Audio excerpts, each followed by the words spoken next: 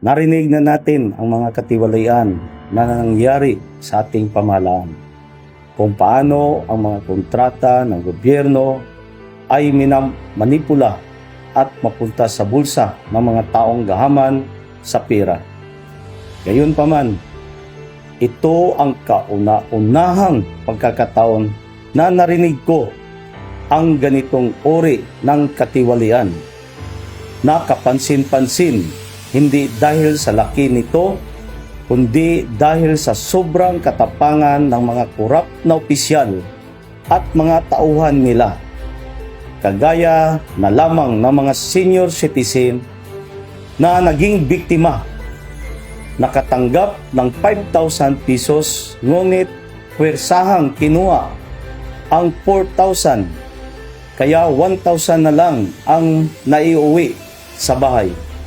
Mga estudyante na naging biktima, senior high school na nakatanggap ng 10,000 pesos na sana ay pangtustos sa kanilang pag-aaral, ngunit sa pilitang binawi ang 9,000 pesos.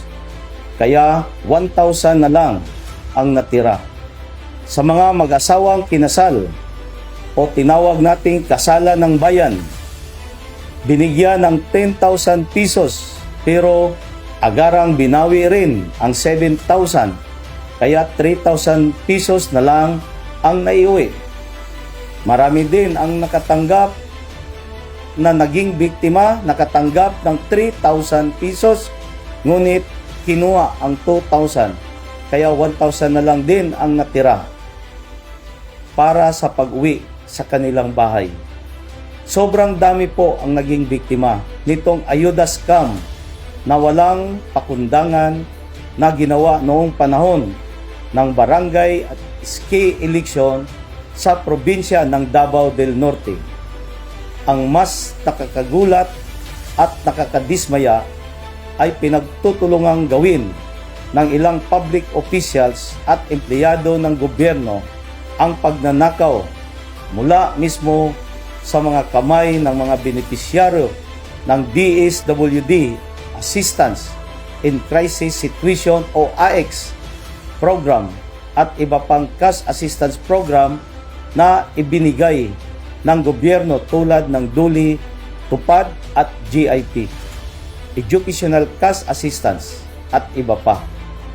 Mula nang natuklasan natin ang hindik-hindik na ayuda scam, natuklasan din natin na ito pala ay nangyari na noon pang 2021. Nagsalita na po ang mga aktwal na biktima ng ayuda scam na nagbigay na ng kanilang mga testimonya kung paano sila naging biktima. Alam na po ito ng buong Pilipinas dahil ang mga biktima ay nagsalita mismo sa ginanap na Senate Committee hearing headed by Senator Ronald Bato de la Rosa.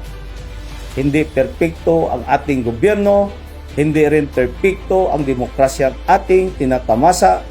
Gayunpaman, nais kong maniwala na ang gobyernong ito ay may dignidad at may pagpapahalaga sa sangkatauhan na hindi tayo magwawalang kibo kung ang mga kurap ay harap-harapang ninakawan ang mga pinakamahihirap sa mahihirap nating kababayan. Bilang ama ng probinsya ng Davao del Norte, hindi ko pwedeng ipagwalang bahala ang mga hinaing ng ating mga kababayan, lalong-lalo na ang mga mahirap at mga naargabyado. Wala akong ibang hangad kundi ang mabigyan ng hustisya ang ating mga kababayan na bagaman nasa laylayan na ay walang awang ninanakawan ng mga tao na walang ibang iniisip kundi ang kanilang mga sarili.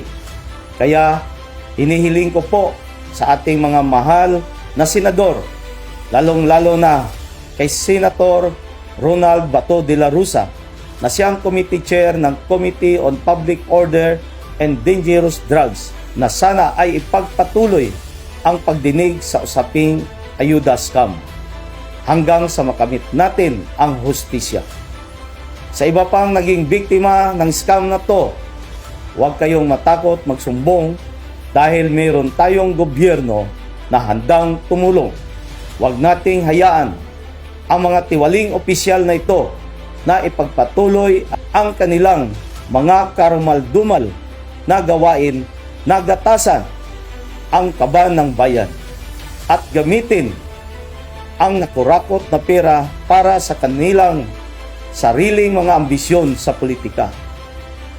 Ang mga taong ito ay hindi karapat-dapat na tawaging mga lingkod bayan dahil sila ay salot sa lipunan at dapat na mapuksa agad. Maraming salamat po. God bless us all. God bless the Philippines.